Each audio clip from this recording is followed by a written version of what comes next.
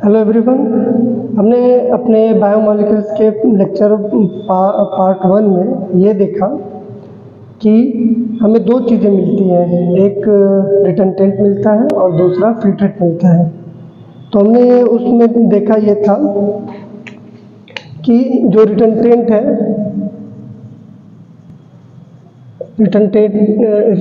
है उसमें हमें क्या मिला था, उसमें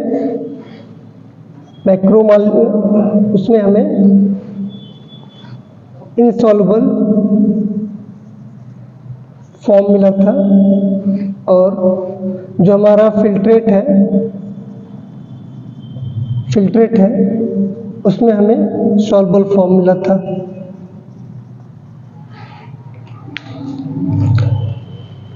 हमने क्या देखा था, रिटर्नटेंट में है प्रोटीन आपका और कार्बोहाइड्रेट है, न्यूक्लिक एसिड है और लिपिड है। प्रोटीन फिल्ट्रेट में हमने क्या देखा था, एमिनो एसिड है और शुगर है यानी कि मोनोसेक्राइड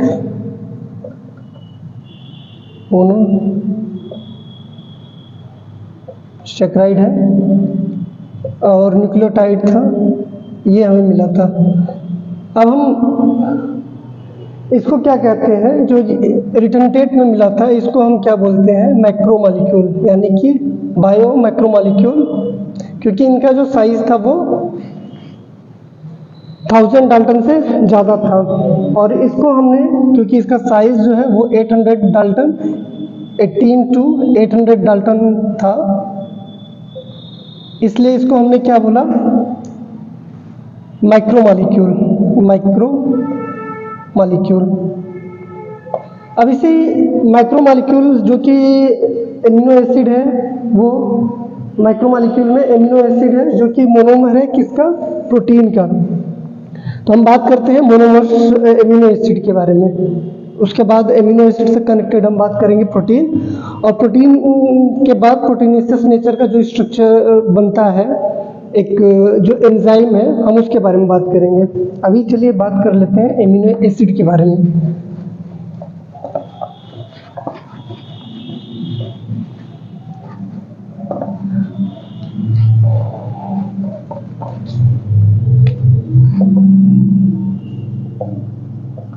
एमिनो एसिड का पहला फीचर क्या हो जाएगा, पहला फीचर ये हो जाएगा कि ये एसिड सॉल्युबल था, क्योंकि ये फिल्ट्रेट में चला गया था। एसिड सॉल्युबल है ना। अब दूसरी बात ये आती है, इसका साइज अगर देखा जाए तो साइज भी हम बात कर लेते हैं 800 डाल्टन से लेस देन है।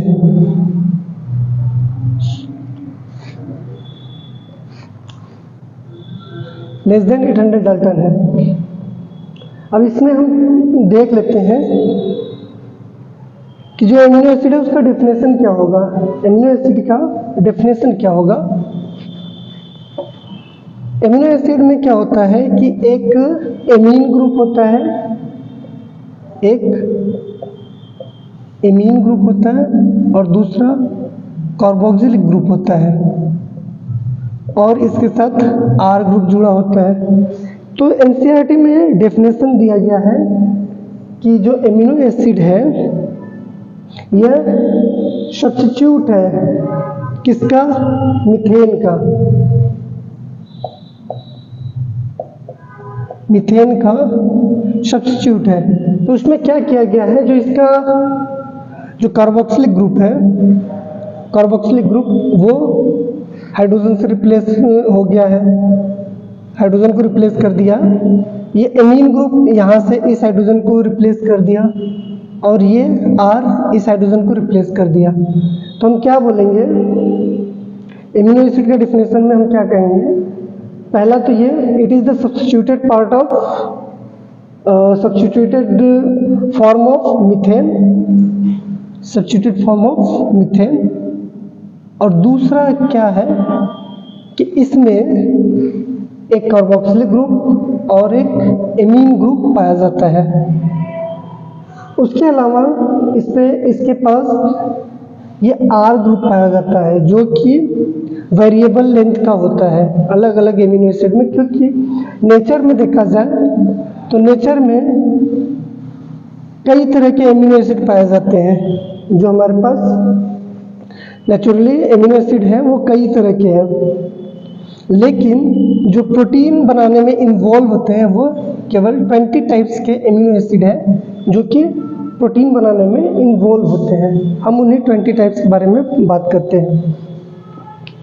अब ये 20 टाइप्स बने किस हिसाब से, इनका जो आर ग्रुप है ये अलग अलग है, इसमें वेरिएबिलिटी है जिसकी वजह से ये अलग है।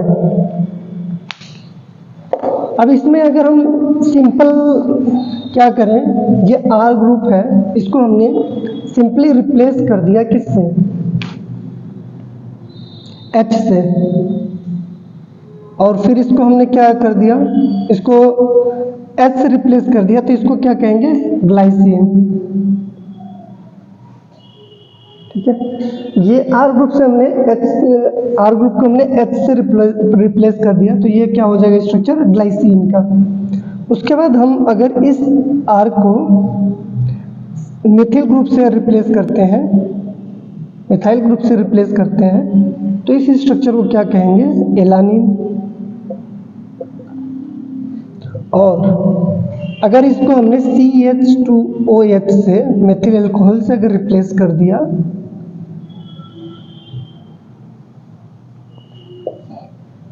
तो ये क्या बन जाएगा, सेरीन। ठीक है, ये तो हो गई स्ट्रक्चर की बात। अब इसके बाद हम देखते हैं कि जो आर ग्रुप है,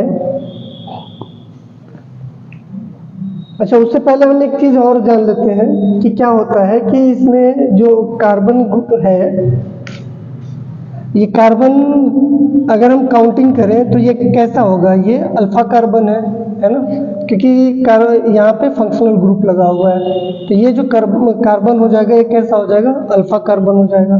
तो जो एमीन ग्रुप या आर ग्रुप लगे हुए हैं ये किससे जुड़े हुए हैं, अल्फा कार्बन से जुड़े हुए हैं। तो इसको कई बार हम अल्फा एमिनो एसिड भी कह देते हैं। जो हमारा एमिनो एसिड है उसको क्या बोल देते हैं, अल्फा एमिनो एसिड बोल देते हैं। और इसमें एक चीज और है कि अगर देखा जाए तो कार्बन से 4 अलग अलग मॉलिक्यूल जुड़े हुए हैं, 4 अलग अलग ग्रुप जुड़े हुए हैं, है ना। जैसे कार्बोक्सिलिक ग्रुप है, इधर एमीन ग्रुप है, इधर वेरिएबल आर है, वेरिएबल ग्रुप आर है, और इधर हाइड्रोजन है। तो कोई भी कार्बन जिसकी की चारों वैलेंसी अलग अलग ग्रुप से फुलफिल होती है, 4 अलग अलग कंपाउंड से वो जुड़ा हुआ है, 4 अलग अलग मॉलिक्यूल से जुड़ा हुआ है, एलिमेंट से जुड़ा हुआ है, तो ऐसे कार्बन को हम क्या कहते हैं, chiral carbon. Chiral carbon, chiral carbon किसको कहते हैं, जिसमें कि इसके जो चारों वैलेंसी है 1 2 3 4, ये चारों वैलेंसी किससे फुलफिल हो रही है, अलग अलग ग्रुप से। ठीक है, और अगर कोई कंपाउंड जिसमें कि कायरल कार्बन पाया जा रहा है उसको हम क्या कहेंगे, कायरल कंपाउंड कहेंगे, है ना। तो जो एमिनो एसिड है उसमें अगर देखा जाए तो जो हाइड्रोजन है, जो यहाँ ग्लाइसिन देखा जाए तो ग्लाइसिन में क्या है, ग्लाइसिन का अगर स्ट्रक्चर हम देखें तो यहाँ पर H आ जाएगा, यहाँ पर COOH हो गया, और यहाँ पर एमीन ग्रुप हो गया। तो देखा जाए तो इसके चारों अलग अलग जो ग्रुप है, चारों वैलेंसी इसकी है, वो अलग अलग कार्बन से नहीं, अलग अलग जो एलिमेंट है उससे अलग अलग एलिमेंट से ये फुलफिल नहीं हो रही है। इसमें 2 हाइड्रोजन है ना, तो 2 अलग अलग 2 हाइड्रोजन जो कि सेम है ना, ये हाइड्रोजन है, ये हाइड्रोजन है, तो इसकी जो 2 बॉन्ड है, जो इसकी 2 वैलेंसी है वो सेम एलिमेंट से फुलफिल हो रही है, इसलिए इसका जो नेचर होगा वो कैसा होगा, ये कायरल होगा नहीं, ये अकायरल है। और अगर हम मेथिल की बात करें तो इसमें क्या हो जाएगा, यहाँ पे CH3 ग्रुप जुड़ गया है, तो इसका चारों जो वैलेंसी है वो अलग अलग, उसमें अलग अलग मॉलिक्यूल जुड़े हुए हैं, है ना। तो इसको हम कायरल कार्बन कहेंगे, कायरल कंपाउंड कहेंगे, कायरल एमिनो एसिड कहेंगे। और सेम ही इसमें भी ये जो ग्रुप है यहाँ पे CH2OH जुड़ा हुआ है, तो ये भी अलग ग्रुप से जुड़ा हुआ है, तो ये भी हमारा क्या हो जाएगा, कायरल हो जाएगा। तो जितने भी एमिनो एसिड है एक्सेप्ट ग्लाइसिन, क्योंकि ग्लाइसिन के पास क्या है, यहाँ पर हाइड्रोजन है, तो एक्सेप्ट ग्लाइसिन सभी जितने भी एमिनो एसिड है वो क्या है, वो कायरलिटी शो करते हैं। कायरलिटी शो करने का मतलब एक तो पहला ये हो गया कि उनके पास कायरल कार्बन होता है। कायरल कार्बन होने के साथ जो हम कायरल कंपाउंड कह रहे हैं, कायरल कंपाउंड की प्रॉपर्टी क्या होते हैं, ये क्या करते हैं, कायरल कंपाउंड अगर जैसे हमने कोई मोनोक्रोमेटिक लाइट रख दी, ठीक है, या प्लेन पोलराइज्ड लाइट भी इसको बोलते हैं,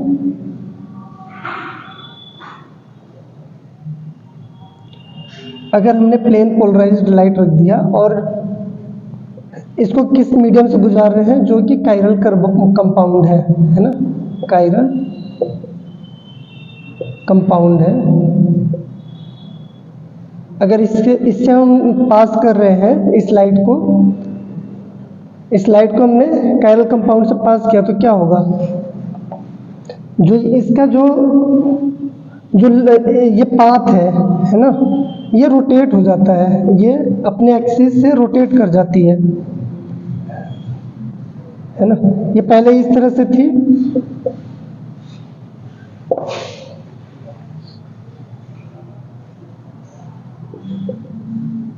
पहले इस तरह से थी, अब ये रोटेट हो गया। तो हम ये बोल सकते हैं कि कोई भी जो कायरल कंपाउंड होता है वो प्लेन पोलराइज्ड लाइट को क्या करता है, रोटेट कर देता है ना।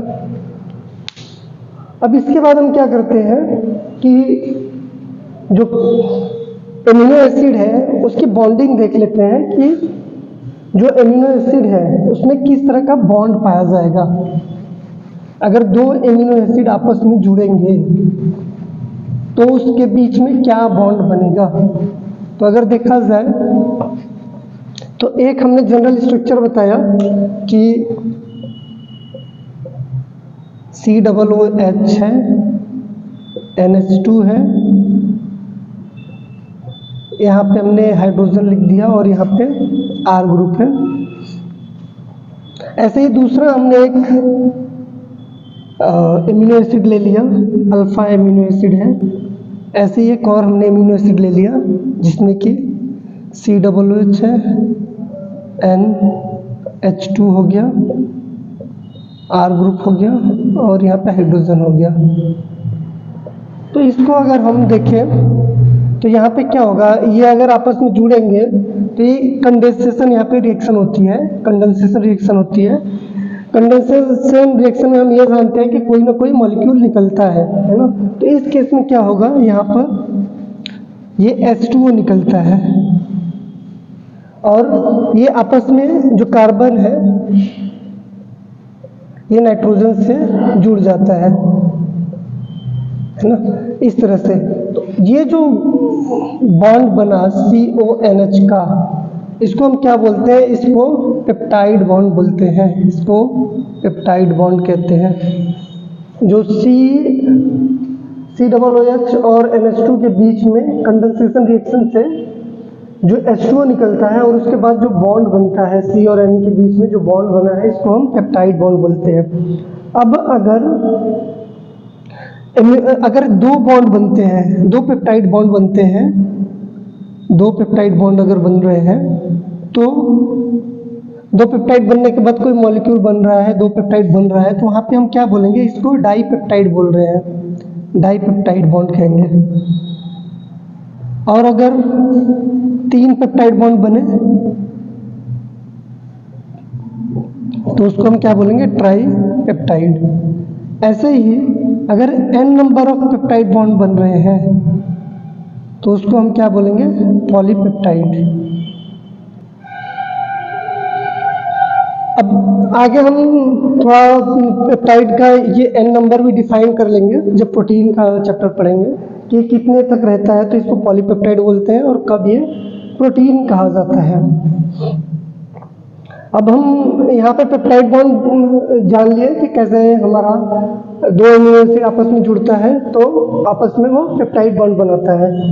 अब बात कर लेते हैं कि अमीनो एसिड को, जैसे हमने बताया कि 20 टाइप्स के अमीनो एसिड पाए जाते हैं। जो हमारा प्रोटीन बनता है उसमें 20 टाइप्स के अमीनो एसिड पाए जाते हैं। तो जो 20 टाइप्स के अमीनो एसिड है, 20 टाइप्स के अमीनो एसिड है, इसमें जो आर ग्रुप है, आर ग्रुप है वो क्या है, वो वेरिएबल है, वो वेरिएबल है। अगर वेरिएबल है तो उसमें उसका हो सकता है कोई ग्रुप एसिडिक नेचर का हो, मतलब उसमें कोई निगेटिव जो हमारा COOH है वो एक्स्ट्रा जुड़ गया है, कोई बेसिक नेचर का हो सकता है ना। तो वो अलग अलग जो हमारा आर ग्रुप है वो वेरिएबल है, तो उस वेरिएबिलिटी की वजह से हमने इसको क्लासिफाई किया है। ये जो आर ग्रुप है इसकी वेरिएबिलिटी के बेसिस पे हमने क्या किया, जो अमीनो एसिड है उसको हमने क्लासिफाई किया। अब देखते हैं कि क्या कौन कौन सी क्लासिफिकेशन जो आर ग्रुप है उसको हमने वेरिएबल, उसकी वेरिएबिलिटी के बेसिस पे कितने तरह के हमारे अमीनो एसिड होते हैं। इसके लिए मैंने एक ट्रिक बनाई है, वो देख लेते हैं। तो मान लीजिए पहला है नॉन पोलर, ये है नॉन पोलर। नॉन पोलर में क्या होगा, जो आर ग्रुप है उस पर कोई चार्ज नहीं होगा, वो कार्बन चेन की केवल लेंथ है, उस पर कोई चार्ज नहीं होगा। इसका ट्रिक है गैप वलीन, गैप वलीन। इसके बाद हम पोलर ग्रुप याद कर लेते हैं। पोलर ग्रुप के ऊपर क्या होगा, हाइड्रोक्सिल ग्रुप रहेगा, है ना। तो SC3। इसके बाद है एसिडिक। एसिडिक में क्या होगा, इस केस में हमने क्या बोला, हाइड्रोक्सिल ग्रुप रहेगा। और यहाँ पे क्या बोला कि यहाँ पे कार्बन चेन होती है और कोई चार्ज नहीं होता है ना, कार्बन की चेन है केवल, no charge in R group, on R group. Acidic में क्या हो जाएगा, DE, डे। बेसिक, डी में क्या है, इसमें COOH एक्स्ट्रा ग्रुप है। बेसिक में क्या है, KHR। KHR को आप ऐसे ही याद कर सकते हैं, का हीरो, ठीक है, KHR। और इसमें NH2 ग्रुप जो है वो एक्स्ट्रा हो जाता है। इसके अलावा जो हमारा मेथियोनिन कंटेनिंग ग्रुप होता है, सल्फर कंटेनिंग, एक तो है एरोमेटिक। एरोमेटिक में हम क्या बोलेंगे कि हमारा 5 है, FYW। इसमें क्या होगा, इसमें आर ग्रुप में हमारे पास बेंजीन रिंग पाई जाएगी। और इसके बाद है सल्फर कंटेनिंग एमिनो एसिड, है ना।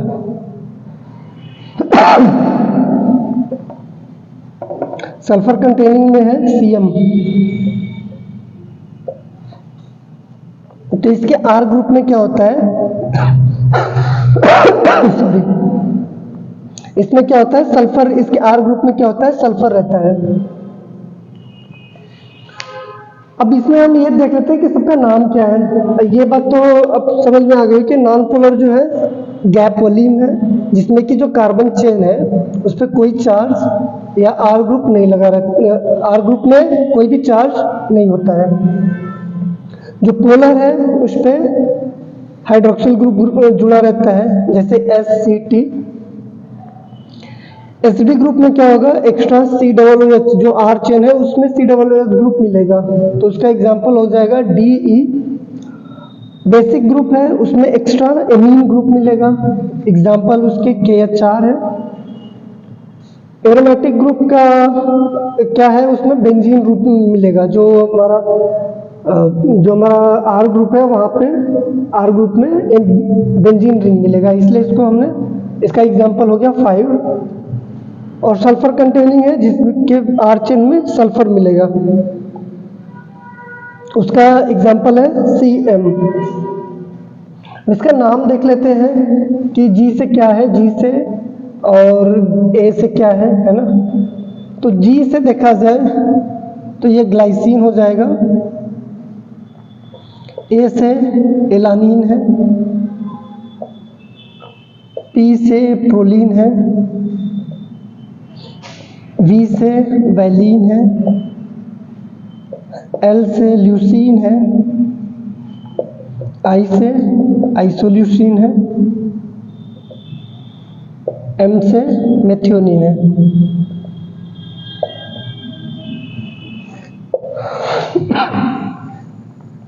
ये क्या है, सेरीन। S क्या है, सेरीन। C क्या है, सिस्टीन।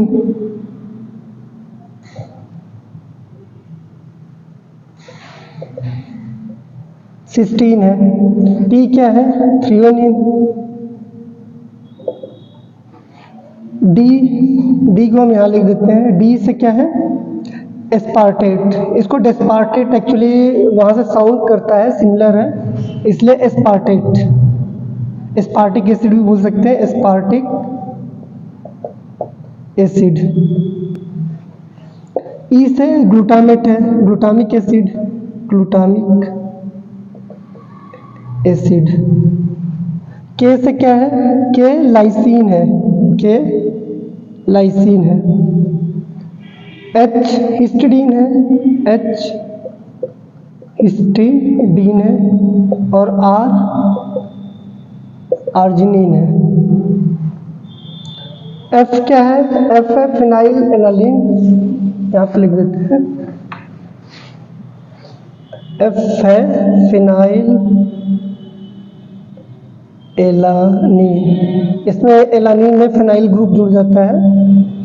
Y क्या है, टायरोसिन। और W क्या है, ट्रिप्टोफैन।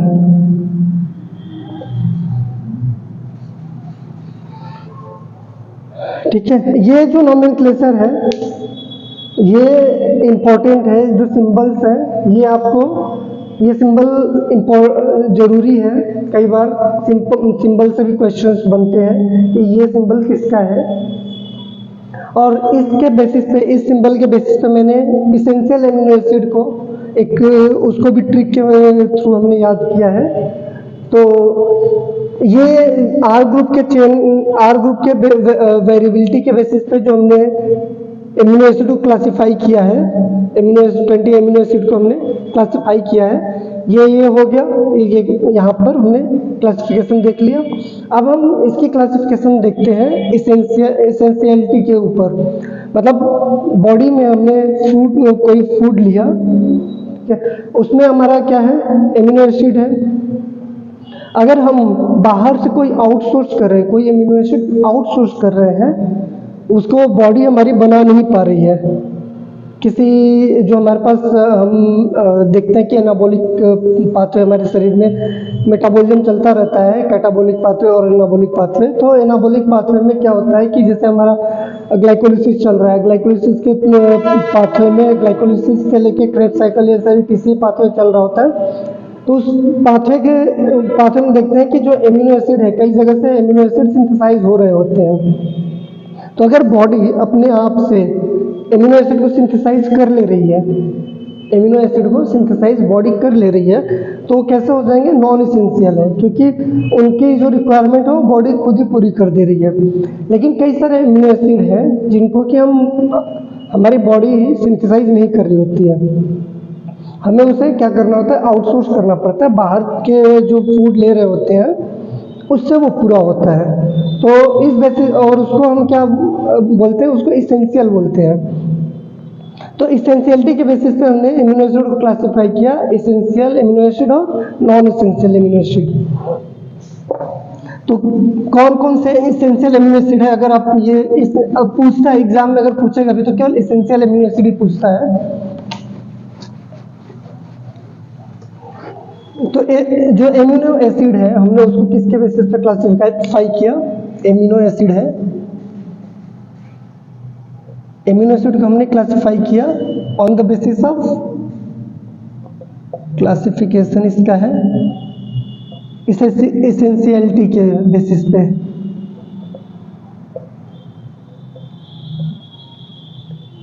तो ये दो तरह का हो जाएगा, इसेंशियल और नॉन इसेंशियल। इसेंशियल के लिए मैंने ट्रिक बनाई है, वाराणसी वाला हल्क, HAL हल्क मुझसे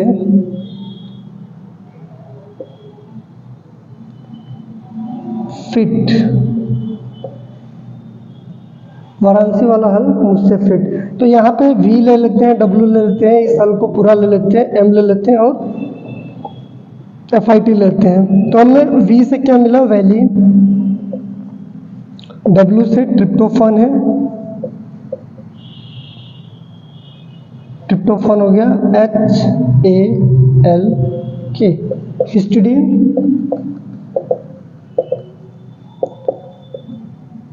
A से एलानीन है, सॉरी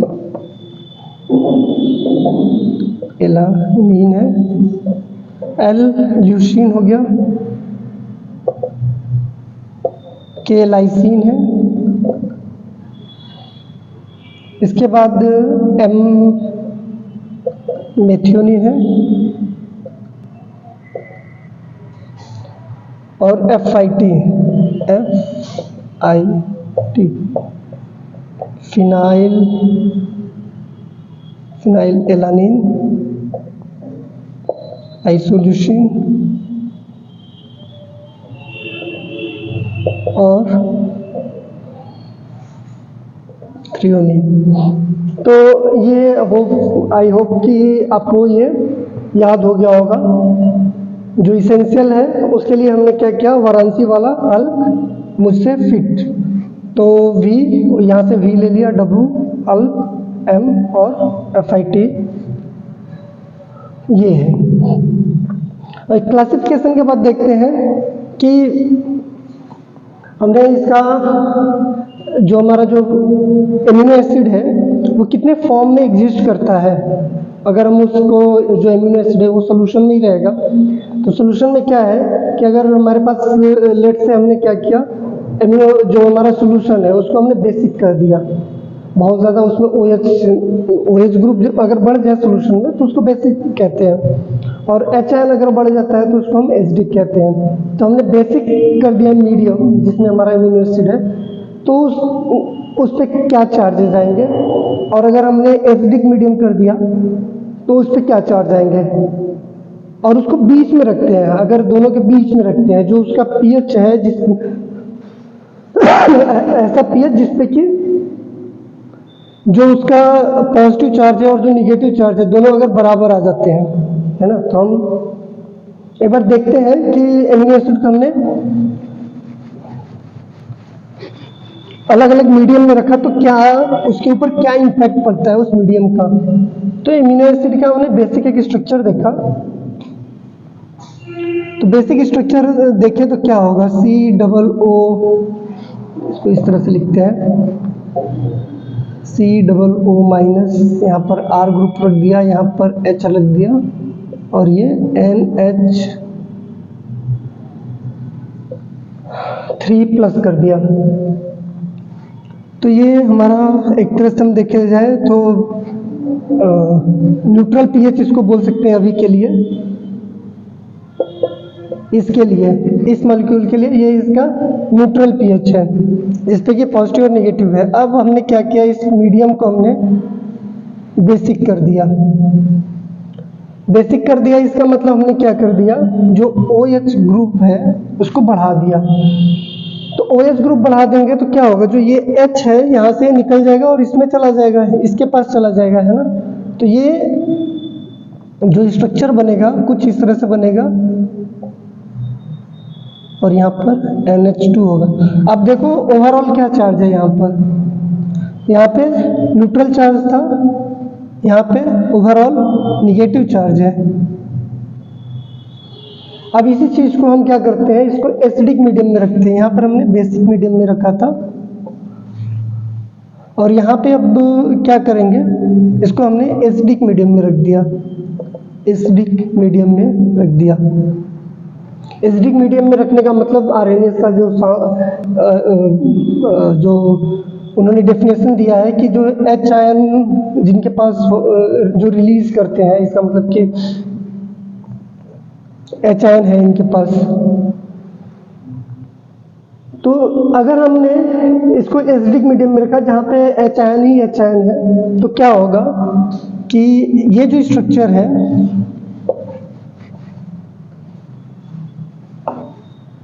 वहाँ पे क्या हो जाएगा, COOH हो जाएगा, NH3 प्लस हो जाएगा, R ग्रुप और H। ओवरऑल चार्ज इस एमिनो एसिड पे देखा जाए तो क्या है, पॉजिटिव चार्ज है।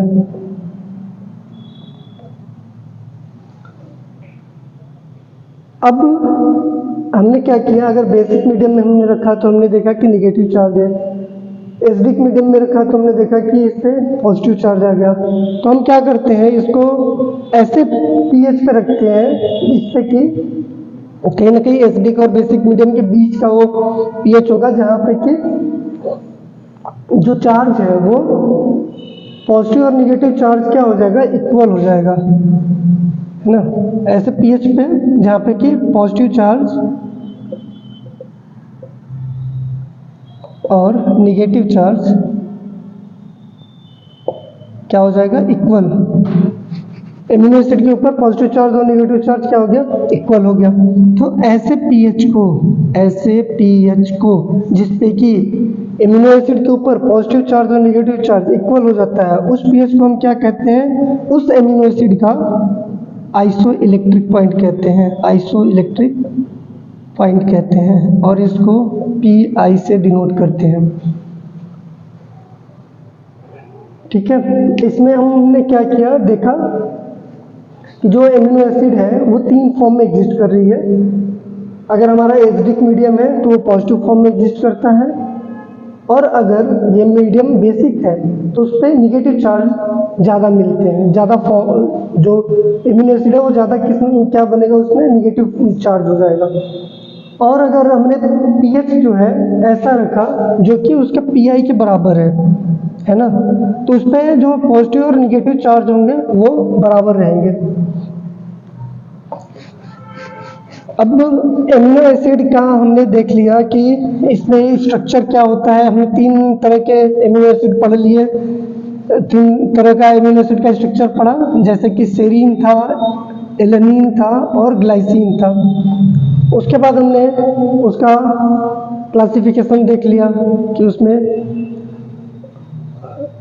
2 तरह से क्लासिफाई किया गया है। एक तो R ग्रुप के बेसिस पे देखा गया, तो उसमें acidic, basic, non polar, polar और एरोमेटिक ग्रुप था और सल्फर कंटेनिंग एमिनो एसिड था। उसके बाद हमने क्या किया, क्लासिफिकेशन देखा, एसेंशियलिटी के बेसिस पे एसेंशियल और नॉन एसेंशियल देखा, और फिर हमने ज्यूटर आयन के बारे में देखा। अब हम बात करते हैं कि जो एमिनो एसिड है वो प्रोटीन कैसे बना देगा, है ना। तो प्रोटीन यहाँ से हम देखते हैं, एमिनो एसिड का जो पॉलीमर है, एमिनो एसिड का जो पॉलीमर है वो क्या है, प्रोटीन।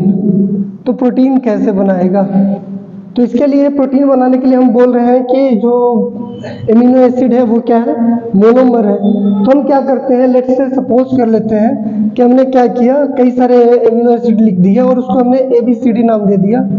ए हो गया, B C D F और यहाँ पे G। हमने इस तरह से अरेंज कर दिया। हम कोई एक स्ट्रक्चर देख लेते हैं। यहाँ पे अगर पहला एमिनो एसिड रहेगा तो यहाँ पे क्या होगा, C H लिख देते हैं, यहाँ पे R COOH और यहाँ पर NH2, यहाँ पे N ग्रुप रहेगा और इधर COOH है। तो ये दूसरे से क्या करेगा, पेप्टाइड बॉन्ड यहाँ पे क्या बनेगा, अगर जुड़ रहा है तो ये क्या बनेगा, पेप्टाइड बॉन्ड। पेप्टाइड बॉन्ड से ये जुड़ गया। अब इसका जो यहाँ से COOH है, इससे इसके बीच में पेप्टाइड बॉन्ड बनेगा। यहाँ पर पेप्टाइड बॉन्ड बना, यहाँ पे बना, यहाँ पे बना और यहाँ पर। तो ये पेप्टाइड बॉन्ड बन गया। अब यहाँ पर क्या है कि यहाँ पे हम देख रहे हैं कि जो NH2 ग्रुप है वो फ्री है और यहाँ पर कौन सा ग्रुप इधर है बचा, COOH। तो इस बेसिस पे हमने क्या किया, इस बेसिस पे हमने क्या किया, जो एमीन ग्रुप है ये, इसको हमने क्या, ये जो पेप्टाइड चेन है, ये हमारी जो पेप्टाइड चेन बनी,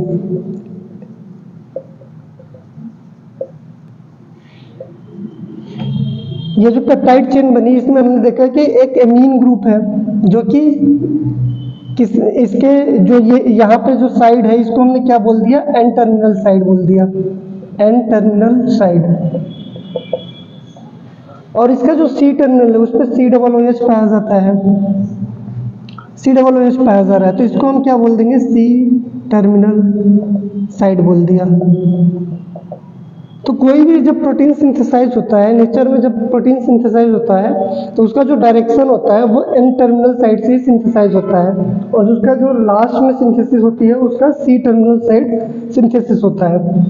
ऐसे स्ट्रक्चर को जो कि लीनियर फॉर्म में रहता है ना, जिसमें कि केवल एमिनो एसिड अरेंज्ड हो जाते हैं N to C टर्मिनल के डायरेक्शन में, उसको हम क्या कहते हैं, इसको हम प्राइमरी स्ट्रक्चर बोलते हैं, इसको हम प्राइमरी स्ट्रक्चर बोलते हैं, प्राइमरी स्ट्रक्चर बोलते हैं। अब ये वाला प्राइमरी स्ट्रक्चर, इसको डिनोट कई बार आप 1 डिग्री से डिनोट करते हो, प्राइमरी स्ट्रक्चर बोलते हैं और इसको 1 डिग्री से डिनोट करते हैं।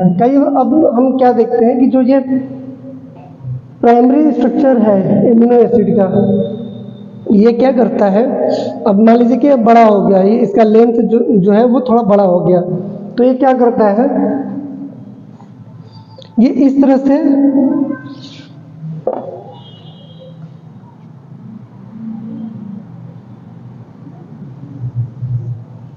क्वालिंग हो जाती है इसकी, है ना। अगर हम थोड़ा सा रस्सी अगर हमारी बड़ी हो जाए तो उसको थोड़ा सा देखें तो क्या होता है, उसमें क्वाइलिंग शुरू हो जाती है। तार और हेडफोन वगैरह लगाते हैं, देखते हैं तो क्वाइलिंग हो जाती है। वैसे ही अगर मान लीजिए पेप्टाइड लेंथ चेन है, अगर इस तरह से लीनियर फॉर्म में रहे तो ये बहुत बड़ा लेंथ हो जाएगा, जिसको कि सेल को मेंटेन करना थोड़ा मुश्किल, डिफिकल्ट हो जाएगा। तो वो क्या करता है, वो इसको फोल्ड कर देता है।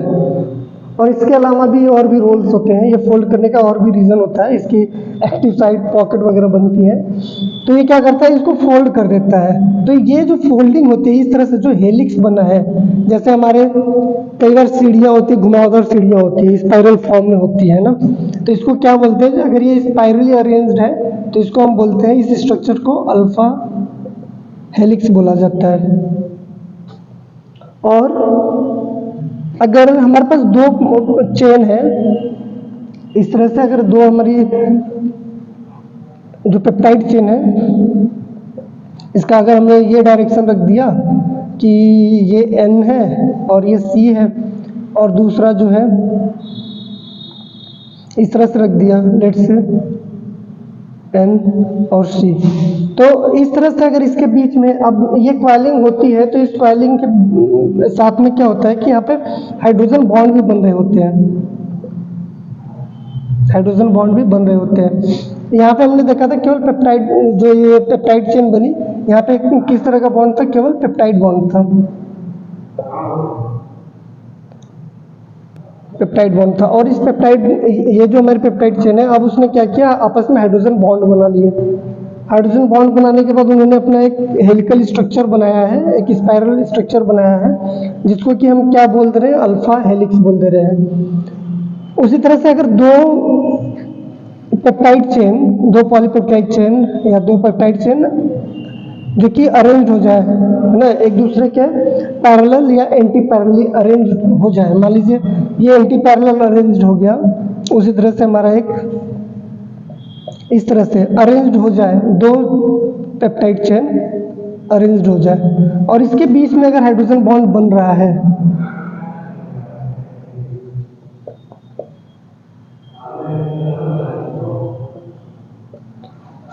अगर इसके बीच में हाइड्रोजन बॉन्ड बन के ये आपस में पैरेलल और या फिर एंटी पैरेलली अरेंज हो जा रहे हैं, तो ऐसे स्ट्रक्चर को हम क्या बोलते हैं, बीटा शीट बोलते हैं, बीटा शीट बोलते हैं।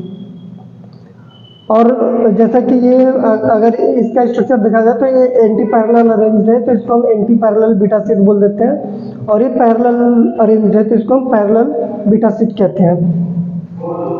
ये याद रखिए कि जो हाइड्रोजन बॉन्ड बन रहा है दो चेन के बीच में, हम इसको क्या बोल रहे हैं, इसको बीटा शीट बोला जा रहा है। और अगर ये स्पाइरली अरेंज्ड है तो इसको हम अल्फा हेलिक्स बोल दे रहे हैं। और ऐसा स्ट्रक्चर जिसमें कि हाइड्रोजन बॉन्ड इन्वॉल्व हो, पेप्टाइड बॉन्ड तो यहाँ पे बना ही था इस चेन में, पेप्टाइड बॉन्ड, अब इसने क्या किया, कॉइलिंग बना लिया, तो पेप्टाइड बॉन्ड तो पहले से ही बना हुआ है, वहां पे क्या नया क्या बन गया, हाइड्रोजन बॉन्ड बन गया।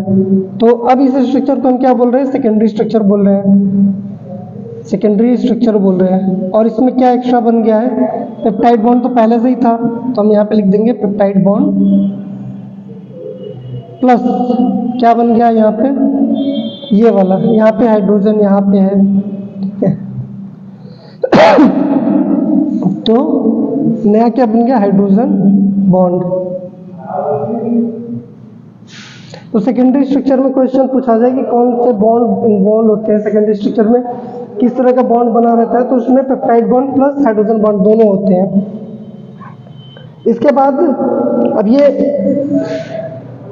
जो हेलिकल स्ट्रक्चर है या बीटा शीट स्ट्रक्चर है, ये दोनों आपस में मिल जाते हैं। अब एक बड़ा सा अगर लेट से कि बहुत बड़ी पॉलीपेप्टाइड चेन है, तो उसमें क्या होगा कि उसमें जगह जगह पे अल्फा हेलिक्स भी रहेंगे और कुछ जगह पे ये बीटा शीट भी रहेगी, तो कुछ इस तरह से स्ट्रक्चर बन जाएगा। अगर मैं इसको अल्फा लिख दूं, इसको अल्फा लिख दूं और इसको बीटा लिख दूं, तो लेट से ये इसको हेलिक्स भी लिख सकते हैं, हेलिक्स लिख दिया, यहाँ पे हेलिक्स आ गया, फिर से शीट आ गया, बीटा शीट बोल देते हैं, बीटा शीट आ गया, फिर से हेलिक्स आ गया, इस तरह से।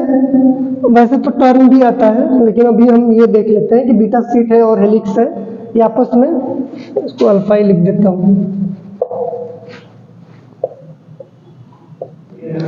तो ये आपस में क्या है, कई सारे जो सेकेंडरी स्ट्रक्चर का जो हेलिक्स है और ये शीट है, ये आपस में एक साथ अरेंज हो जाते हैं, मिल जाते हैं।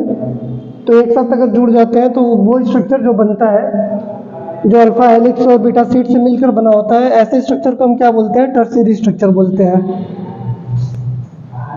टर्शियरी स्ट्रक्चर बोलते हैं।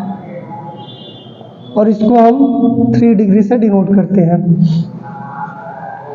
अब यहाँ पे आपने देखा कि हाइड्रोजन बॉन्ड है, पेप्टाइड बॉन्ड है, ये दो तो बने ही है। इसमें नया बॉन्ड क्या बन जाएगा, इसमें नया बॉन्ड ये बनेगा कि यहाँ पे आपका सल्फाइड बॉन्ड बन जाता है, सल्फाइड बॉन्ड बन जाता है। तो हम डाइसल्फाइड बॉन्ड बोल सकते हैं कि दो सल्फर के बीच में बना होता है, इसलिए हम बोल देंगे कि डाइसल्फाइड बॉन्ड बनता है, डाइसल्फाइड बॉन्ड बन गया। इसके अलावा इंटरेक्शन भी होता है, कुछ इंटरेक्शन भी होता है, जैसे कि हाइड्रोफोबिक इंटरेक्शन हो सकता है, हाइड्रोफोबिक इंटरेक्शन हो सकता है, और इसके अलावा जो वांडर वॉल फोर्सेस होते हैं,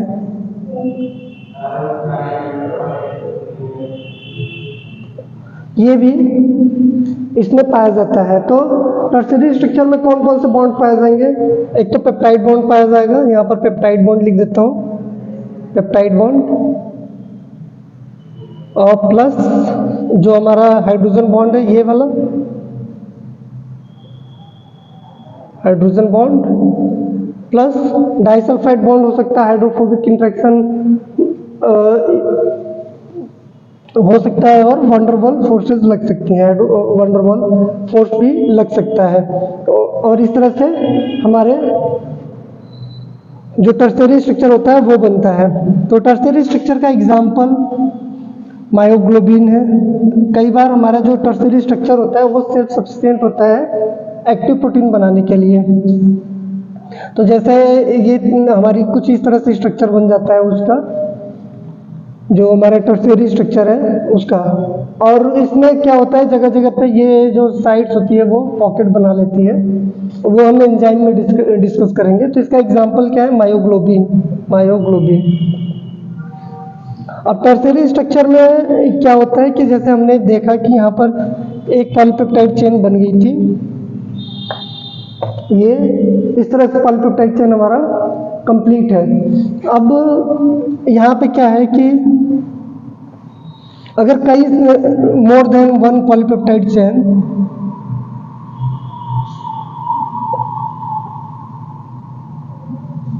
आपस में इंटरेक्ट कर ले, जो टर्शियरी स्ट्रक्चर है, ये वाली टर्शियरी स्ट्रक्चर, ये आपस में इंटरेक्ट कर ले, एक दूसरे से इंटरेक्ट करके एक स्ट्रक्चर बनाए, तो ये एक के ऊपर एक प्लेन में ऐसे अरेंज हो जाती है ना। तो इसको हम क्या बोलते हैं? ऐसा स्ट्रक्चर जो कि टर्शियरी स्ट्रक्चर जो कि more than one polypeptide chain से बना हुआ है, उसको हम क्या बोलेंगे? क्वाटर्नरी स्ट्रक्चर बोलेंगे।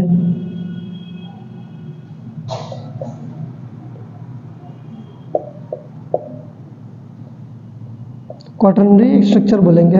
और ये क्वाटर्नरी स्ट्रक्चर का हम सिंबल क्या रखते हैं? 4 डिग्री। इसको हम 4 डिग्री से डिनोट करते हैं। इसका एग्जाम्पल है हीमोग्लोबिन। और हीमोग्लोबिन में होता क्या है? 2 अल्फा चेन होती है और 2 बीटा चेन होती है। ये नीट के क्वेश्चन के लिए काफ़ी इम्पोर्टेंट है, क्योंकि हीमोग्लोबिन का एग्जाम्पल पूछेगा कि ये कैसा है, क्वाटर्नरी या टर्शियरी स्ट्रक्चर है, क्या है, और उसके अंदर क्या पाया जाता है। तो 2 अल्फा चेन और 2 बीटा चेन पाई जाती है। और बॉन्ड तो इससे पहले जो हमने देखा था सेम ही यहाँ पर भी सारी बॉन्ड यहाँ पर भी क्वाटर्नरी स्ट्रक्चर में सेम रहेगा।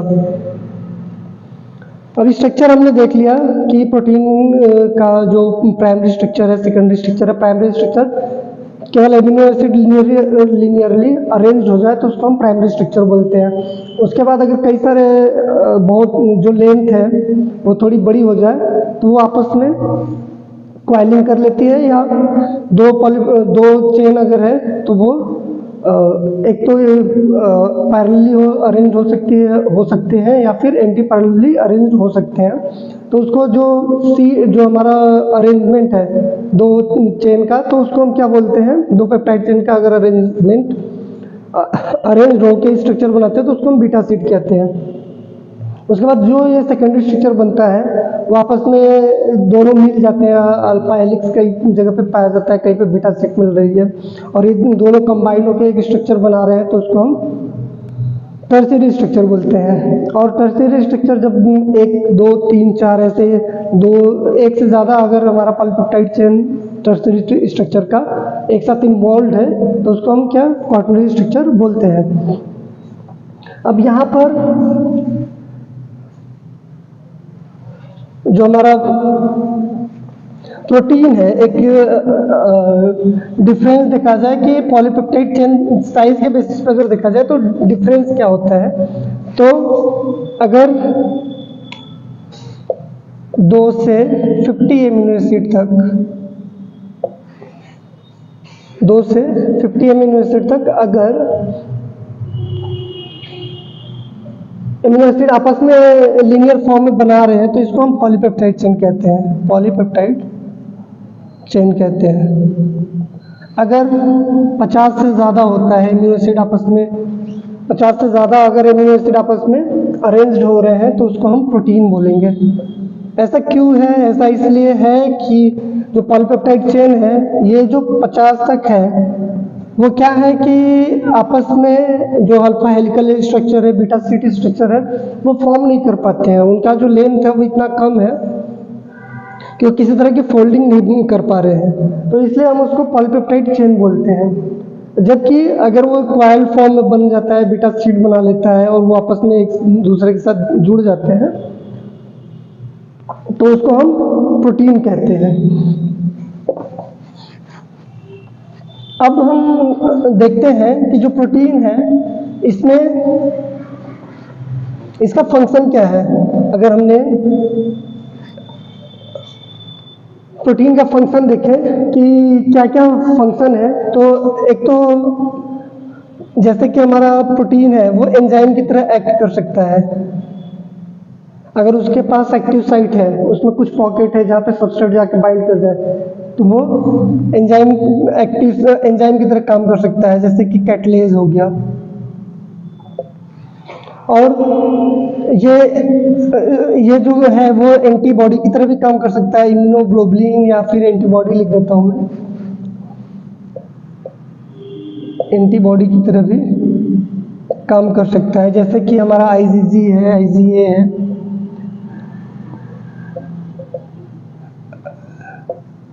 आईजीएम है, तो एंटीबॉडी की तरह भी काम कर सकता है। इसके अलावा कॉन्ट्रैक्टाइल प्रोटीन होती है, कॉन्ट्रैक्टाइल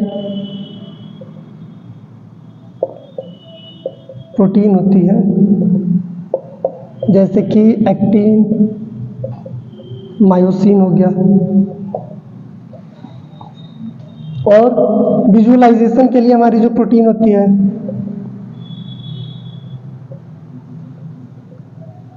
ऐसे प्रोटीन्स होते हैं जो कि हमें विजुअलाइज करने में हेल्प करते हैं, देखने में हेल्प करते हैं, जैसे कि रोडोप्सिन है, रोडोप्सिन है। इसके अलावा कुछ ऐसे भी होते हैं जो कि जैसे कि स्ट्रक्चर मेंटेन करने में हेल्प करते हैं, स्ट्रक्चरल प्रोटीन होते हैं, स्ट्रक्चरल प्रोटीन होते हैं, जैसे कि कोलाजन है। तो ये कुछ एग्जाम्पल है प्रोटीन्स के।